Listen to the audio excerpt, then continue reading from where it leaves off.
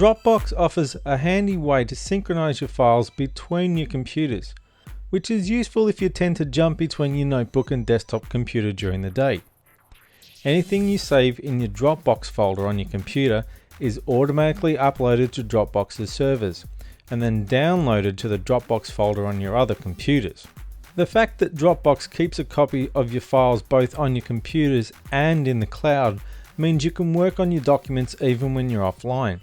When you reconnect to the internet, the changed documents are automatically copied to Dropbox in the cloud and then copied to your other computers.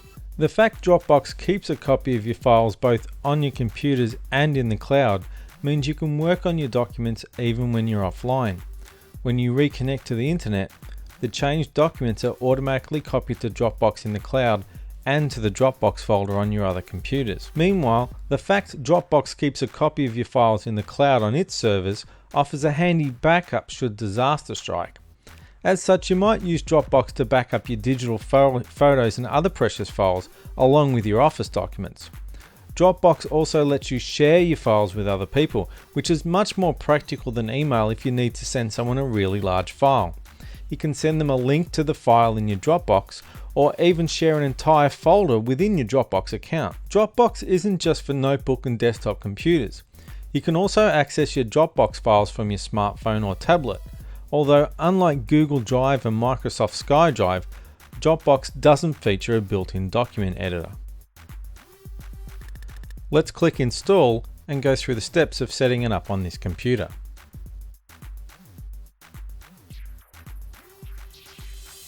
We've just created a Dropbox account, so we'll put in our details. And click Next. You start off with 2 GB of storage for free, and at this point you can sign up for more, which you pay for each month. But as part of the introductory process, if we follow a few steps, we'll be offered some extra storage. So let's not pay for any more at this point, in case what we end up with is more than enough. We'll click Next and opt for your typical setup. If we went for the advanced setup, we could choose where we wanted the Dropbox to be and which folders we wanted to be synced. That might be useful if you only want to sync some folders on some computers. You might not want all of your photos to be synced to all of your other computers. You might just want them to be synced online. Yet you might want your Office documents to be synced to online and all of your other computers. We'll go with the typical installation and click Install. This initial tour will take you through the basics of Dropbox and explain the fact that it's going to put a new folder on your computer called Dropbox, and anything you put in that folder will be uploaded. You can also access your Dropbox files through the web.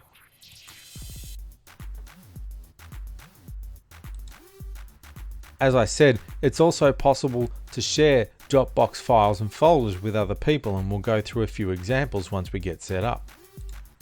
When we click Finish, it's going to open the Dropbox folder on this computer, and then anything we drop into that folder will automatically be uploaded to Dropbox.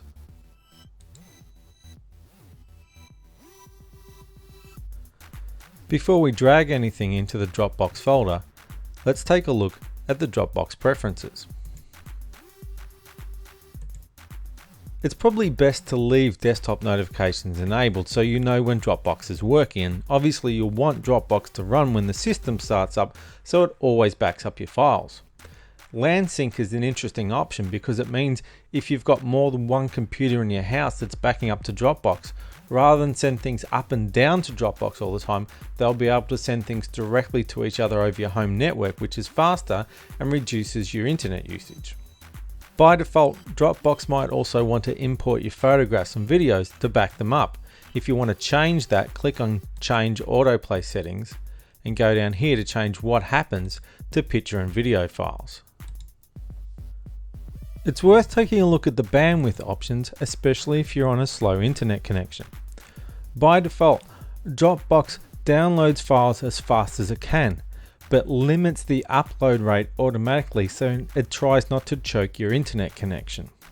You'll need to do a speedtest.net check to see how fast your internet connection actually is, and this will help you decide the best upload and download speeds to limit Dropbox to. By default, Dropbox limits itself to 75% of your available upload speed. If you decide you want to change which folders Dropbox backs up, you need to go over here to the Advanced tab. This will let you choose the location of your Dropbox folder and which folders you want to sync. We'll leave all these as they are for now and get back to dropping some files into our Dropbox. We'll start by taking a video file from the desktop and dragging it into the Dropbox folder. If you look down here in the corner, you'll see a tiny little blue circle turning around to tell us that Dropbox is working. Now that that file has finished uploading, we can go back to the web and have a look at it stored in Dropbox. Let's open a new tab and go to Dropbox.com. As you can see here, Dropbox is offering us some extra storage if we go through some more of these steps. For now, we'll just click on Dropbox to take a look at our files. There's the Getting Started PDF that Dropbox creates automatically, and there's the video file that we dragged into the folder on our desktop. It's now been uploaded to Dropbox and we're looking at it in the cloud. If we want to share this file with somebody, it's as simple as going over here and right-clicking on Share Link. Now we can click on Share, decide who we want to send it to, and add a message. Let's skip that for now. If you'll regularly be sharing files with the same people, it might be easy to go back to the home page and create a new folder. Let's create one here. Now we can click Share, share an existing folder, choose the folder that we want to share, and then decide who we want to share it with. You can also decide whether or not you want other people to be able to share this folder with others. Apart from using the desktop software to automatically sync files into Dropbox, we can also drag files into the browser. From here, they'll be uploaded into Dropbox. As you can see, the Geeks folder that we created online has now been created in the Dropbox folder on our computer, and the video file that we dragged online is now being downloaded to our computer. Anything we drag online will come to our computer. Anything we put in this folder will go up online. With Dropbox installed on all your computers, you can happily sit down anywhere and pick up working where you left off. And if disaster strikes, you know you've got copies of your file stored safely in the cloud.